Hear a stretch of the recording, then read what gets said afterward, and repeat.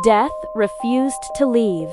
It lingered in the old wooden house on the outskirts of Bangkok, soaking into the floorboards, clinging to the curtains, and drifting like dust in the candlelight. 6 months had passed since Mrs. Somstree was laid inside a thick coffin, right in the middle of her living room. It was her final wish.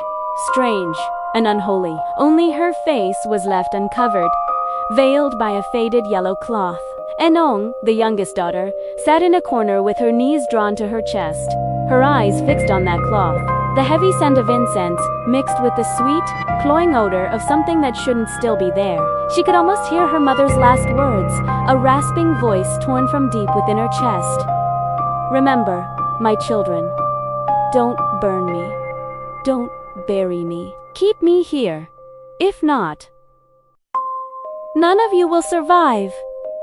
Then came the sound. Click, cleek, cleek. Enong froze.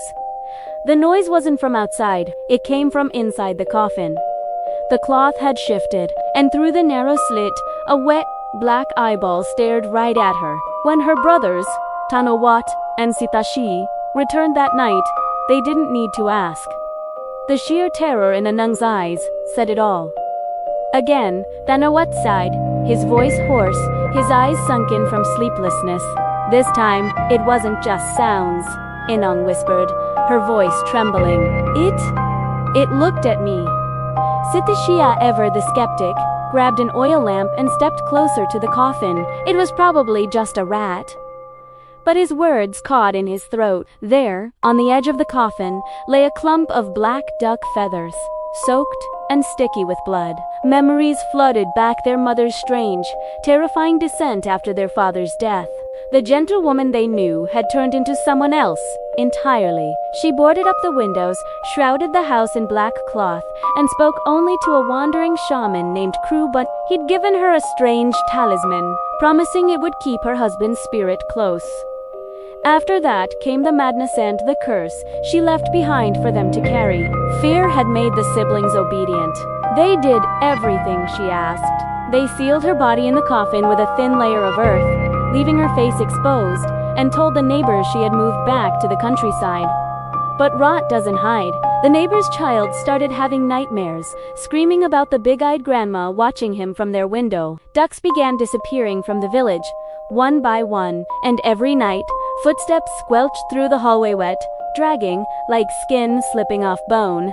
Desperate Sithashai sought help from an old monk known only as Preha. Man whispered to deal with things that didn't belong in this world. Preha entered the house in silence. He inhaled deeply, as if tasting the air itself. His eyes closed, his lips tightening. 10A spoke, his voice low and grave. "This place no longer belongs to the living. It's a trap, and your mother's soul is the bait. Is the bait." He moved to the ancestors' altar, turned over a photograph of their parents, and revealed a strange black sigil painted on the back-end eye, merging with the body of a cat. "Preta," he muttered. "A starving spirit, bound here by dark magic. Your mother's body is merely its vessel. What stirs in that coffin now is hunger itself." "Why us?"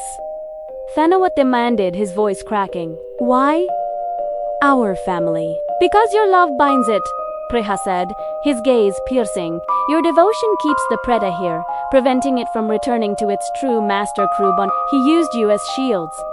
The truth hit them like a physical blow. They weren't just victims. They were part of the ritual. A guttural growl rumbled from the coffin. The nails holding it shut began to bleed a thick, black substance. The wood shook violently. "There's no more time," Preha shouted over the din. "It's breaking free. You must release her. You must let her go." "We can't," Anon sobbed, her face buried in her hands. "She's our mother." "That thing is not your mother," the monk roared, his voice echoing with power. "It's a vessel of hatred and hunger. If you hold on, it will devour you all." With a sharp final snap, the coffin cracked open. What rose from within had once been Mrs. Somsri.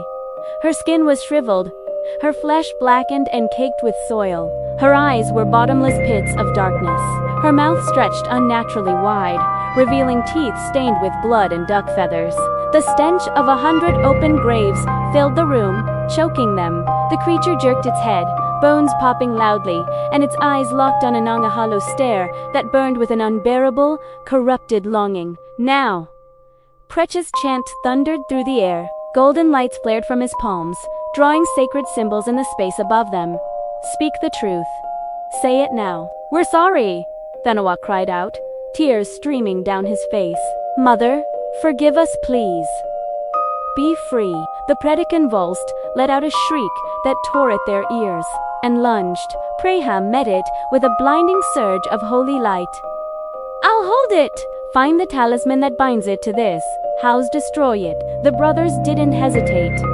They ran into the night, toward Krubonyat's hut at the edge of the village. The world was silent, the moonlight bathing everything in a ghostly silver. Inside the hut, they found a crude altar. A clay doll made of dirt and their mother's hair, stabbed with pins and tied with black thread. Around it lay the torn, rotting carcasses of ducks. Without a second thought, Thanawat grabbed the doll and ripped it apart.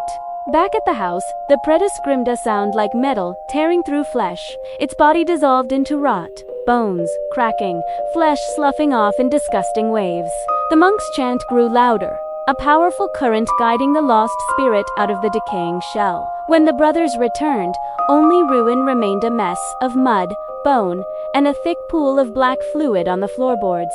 The oppressive weight in the air had lifted, but the silence that replaced it was unbearable. They cremated the remains at dawn. The smoke rose straight into the sky, without any wind to guide it. None of them spoke. They had freed their mother, but something inside them had died too. At night, Anon still heard the faint, wet shuffle of footsteps in the hall. Thanawat could never bring himself to eat duck again. And on Sithishai's arm where the Preta had touched him during the struggle, the skin had begun to darken, oozing a damp, earthy scent.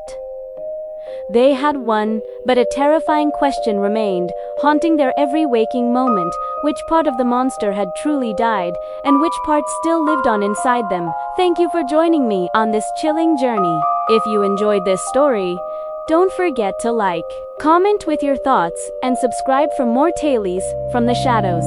Stay safe, and see you next time.